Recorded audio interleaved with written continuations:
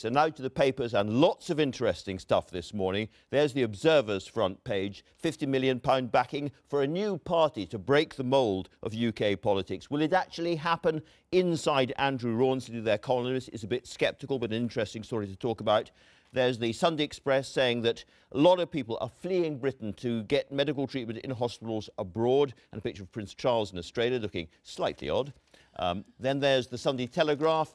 Amber Rudd, the Home Secretary, picking up on that very, very important story all week about the stabbings and the shootings, saying there are enough bobbies on the beat, it's all right, and she's got a new task force. We'll be talking about that with Sajid Javid later in the programme. And then there's the Sunday Times with Sarah Montague, cross about the pay gap, a very good piece she's written inside about that. But also their main story, the Skripals, Sergei and Yulia, being offered new identities, they say. With CIA help, they're going to disappear off to America and become different people. They are both presumably talking to the authorities, so we will know more about that much more. And we're going to be talking about that as well in the paper review. And finally, there's the Mail on Sunday, again talking about the knife crime issue. Theresa May made it tougher for the police to stop and search people randomly, but she has changed her mind, it claims, on that. I'm not absolutely sure that every syllable of that story totally justifies the headlines, Mail on Sunday, but very interesting. Well done. Thank you very much. Anyway, we're going to start off talking about the Skripals, I think, Julia, yes? Yes, absolutely. It's an amazing story, this, isn't it? Well, 5 weeks on, it is extraordinary. And the fact that this is also obviously front-page news in Russia, as we've been discovering this week, with the niece of Sergei Skripal on the television virtually every night. I mean, a few weeks ago, to be ghoulish about it, would be not to be ghoulish about it, we thought they were dying. I mean, that was what was being said at the hospital. They'd never regained consciousness, and now they're talking. Yeah, absolutely extraordinary. And thank goodness. And thank goodness also for the police officer as well, who could have also possibly lost his life. But this is an interesting thing. I think the more interesting thing about this is not that actually the idea that the Americans could help with offering alternative identities and a new life in America, much easier to protect them. The concern being they have to be in a Five Eyes country, one of our biggest sort of staunchest allies, that we know that we can keep them safe. But Five Eyes. Five Eyes. Well, you know, yes, it's Five Eyes. It's basically it's the Anglosphere to all intents and purposes. But it's interesting that the Russians are demanding to meet with Yulia now she's awake. Yulia apparently doesn't want to meet with them, and of course we know yesterday the niece's visa hasn't been granted. But it is interesting what Boris Johnson has said, because we had some extraordinary scenes this week at the Russian embassy with the Russian ambassador playing sort of comical alley. We were back to Iraq, Baghdad. It was very bizarre. Yes, there's nothing to see here while the bombs are dropping behind him. What Boris is writing today in the papers, trying to exculpate... It's the Sunday Times. It's in the Sunday Times. Trying to exculpate himself. He has bungled yet again on one of the most crucial diplomatic... He is the most undiplomatic... He doesn't do detail, and Foreign Office requires... All politics requires detail. Lazy, sloppy, never reads his brief. You think what he's done to the Iranian captive... Just to remind people, what we're talking about here is that there was an interview with the guy heading Porton Down, and he said, yes, we have identified this. Which was also a car crash interview. Yes, we've identified this as Novichok. We don't know where it came from. And that seemed to contradict what Boris Johnson had told German television, where he said they were absolutely categorical. No, he'd spoken to the guy at Porton Down. His words absolutely categorical. It wasn't quite. There wasn't actually a question there. He said, "This guy, no question about it." And the handling of, as we know, the handling of sensitive intelligence information is so important. You get it wrong, you discredit everything. But it's interesting that the Labour leader, Jeremy Corbyn, isn't even given the most sensitive information because he's not. It's not thought. Well, what's interesting is that Boris Johnson here is trying to put the blame onto Corbyn. I mean, Corbyn is not the story in this. Whether he acted well or badly, he's not the story. He's calling him infantile and a Kremlin's useless idiot, useful idiot. The story has been this week the idiocy of Boris Johnson. Look, I absolutely agree. I think absolutely total incompetence from Boris Johnson. I wouldn't have him in the job in the first place. But the reality is, when you have the official leader of Her Majesty's opposition basically spouting Kremlin lines on this issue, I don't think it's not irrelevant. I'm nervously and worriedly going to not stand up for him, but just put the other side of the case, which is that in that German TV interview, it wasn't clear that he was saying it was absolutely categorical that it had come from Russia. he was saying it was absolutely categorical that it was Novichok, which is what the Portendown guy said. So to that extent, it wasn't actually a slip. The trouble is that any possible syllable slipping one way or another, the Russians are so aggressive they just dive straight in. And they've been able to exploit that on social media and on their own media. And of course, it was very perilous because we have a coalition which has been terrific of people supporting us, of countries, allies, friends supporting us. You know, Boris put that at risk. Okay, Julia, you have a tablet there. And you're going to tell us about something else the Russians have been up to. Well, indeed. And again, let's all be terribly surprised at the idea, are the Russians using chemical weapons? Well, they're backing a Syrian regime which is using chemical weapons. It's believed overnight this attack on civilians in eastern Ghouta, leading, of course, all the news broadcasts today. A hideous story. Yeah, I mean, this is the Guardian copy from earlier this morning saying 41 dead. It looks like, I think, 70 possibly, and many, many hundreds more. Again, targeting innocent civilians, children hit in this chemical attack. We've got to stop the nonsense that they are not using chemical weapons. They are using them. And of course, I have to say, I do think we need to remember that it was our country that chose not to get involved even after chemical weapons attacks as a result of votes in Parliament led by former Labour leader Ed Miliband. The Middle East is aflame again. I mean, there's lots of Palestinian kids being killed further south as well by the Israeli forces. But these are lessons. We learnt lessons from Iraq and Afghanistan of what happens when we do it, when we get involved and get it wrong. Well, now we've learnt about what happens when we don't get involved and get it wrong. Let's move to the big domestic story, Polly. That's the Sunday Telegraph and Amber Rudd talking about knife crime. The horrors of the recent murders on the streets, kids killing each other, not just in London, but London's taken the main focus of it recently, but in fact it's all over the place.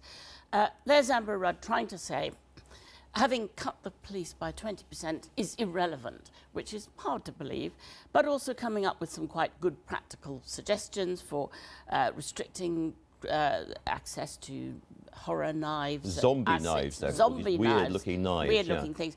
And indeed acid, and that's all quite sensible. But in the end, the police themselves have said, you know, this is a social question. The London police have said this is a social question. You cannot expect the police to come in and mop up after profound social problems, which are about the huge cuts in youth services. One of the first things to go in 2010, but vast cuts in youth services, even those programmes specifically targeted at gangs and preventing kids getting into gangs. Also mental health. You look at, you know, children and adolescent mental health has taken the biggest cut, and that's where you have to get them early on. Every programme that might draw kids away from being pulled into local gangs has been cut to pieces. I think there are massive social questions, and I don't think that the number of police officers on the street necessarily makes a difference to whether someone thinks that if someone slights them on Instagram, that it's appropriate to then go and stab them, which is where we are. No, but there are two other big issues. One is total abject failure at schools. A lot of young lads who end up in gangs at 13, 14 have been failed long ago. We need to be intervening far, far earlier. They're leaving primary school semi-literate. I think it's very hard to expect teachers to solve this enormous social problem. I people accept put that. it on schools and they put it on the police. No, I'm not putting it on schools. I'm saying also we can't keep ignoring the abject breakdown of family units. There will not be a father in a single one of these homes. The other big issue here, of course, in terms of tactics, is stop and search. And there's a very interesting piece by Trevor Phillips, who was the Equal Opportunities Commission there. Talking about stop and search. He's making a point I've been making all week that, you know, it's not middle-class white kids who are being stabbed or doing the stabbing. It's black working-class kids. You know, look, it would have been dealt with much quicker if it was our kids who were getting stabbed. It would have been dealt with last week.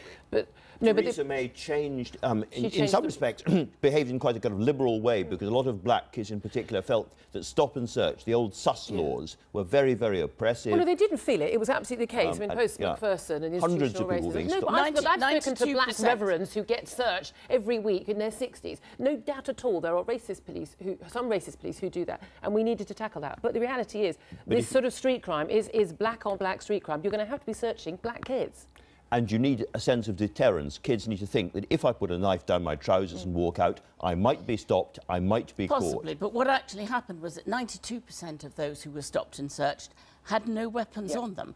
And the resentment that was stirred in that community helped the gang culture, helped all of the things, antisocial, anti-police attitudes. Right. But also, if you're more scared actually of someone stabbing you than you are of the police. Theresa May was right about this, and she hasn't done, as the Mail suggests, a huge U-turn. They're saying we're going to target, which I think everybody thinks that's right, certain areas, certain gang places, certain people who are particularly suspect. Now, Polly, I have you here as one of the founder creators of the old SDP. And in that context, I need to talk to you about the Observer's front page story. Lots and lots of money, 50 million quid for a new party of the centre, pro-European, pro-redistribution. It sounds a little familiar to me. Certainly sounds very familiar to me. They're even using breaking the mould, which was our 1980s. And we never broke the mould, because the mouldy old mould is unbreakable for as long as you have our appalling electoral system that doesn't allow, I mean, ask UKIP, it does not allow newcomers in at all. So I think there is not a hope in hell of this getting anywhere. Incidentally, nor is a single leading politician, any politician. There's nobody associated with it at this stage. Nobody dares be associated with it, because it's a toxic. But if Brexit and Corbyn were about the people rising up against the elite and the establishment, £50 million from multi-millionaires is not going to play very well with the electorate. We're slightly running out of time, but I'd like to do a couple more stories. The War Boys business. A politician saying that he's to blame. That's interesting. This is really extraordinary. Actually, an interview in the Sun on Sunday, David Gauke, the Justice Secretary, of course, he's the one who took legal advice and chose not to challenge that parole board decision on John War Boys, the black cab rapist, being released around now. He would be released, but he said, okay, it was my call, and he said we must learn the lessons, and he said it was my responsibility. It's very rare to actually have a politician. How rare? He's a very decent man, Gauke, and I think we could have a lot more of that from politicians. Okay. Before we finish, we need to get to the Mark Zuckerberg story, because we're going to be talking about that in a moment. All over the front page of The Observer, lots of questions for him to answer. Carol Cadwallader, the brilliant journalist who has brought the whole issue to light, together with Didn't enjoy her time on the sofa last week, I recall. Well, indeed. I believe she left the studio crying, didn't she? No, she didn't do that, but she wasn't very happy. I can't think why, because she is one of our great journalists. And she's put here all of the questions that Mark Zuckerberg should answer if he were to agree to come before the House of Commons. And the most important one of those, of course, is about the referendum. Who saw Facebook adverts during the referendum and why? We need to know that. We need to know what went on behind the scenes, how serious it was, how important it was. If you can do it very, very quickly...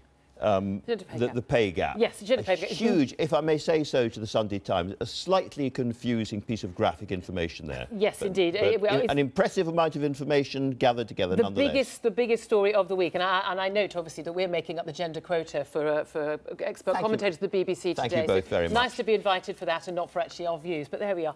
But this is the thing. Where are you in the gender pay gap? I mean, I just think an awful lot of this is a load of nonsense, totally ignoring people's age, the fact that people work part-time, the fact that people go into different jobs. And at the end of the day, you're only going to have an absolutely zero pay gap if we just tell people the jobs they have to do and how many hours they have to work. I couldn't disagree more. This is about the fundamental question of how women are treated and whether having children is something that falls upon women and their future careers forever. I definitely remember giving birth to my child, not my husband. I'm pretty sure about that. And he was rubbish at breastfeeding. He was absolutely useless at it. We have run out of time. Thank you both very much indeed.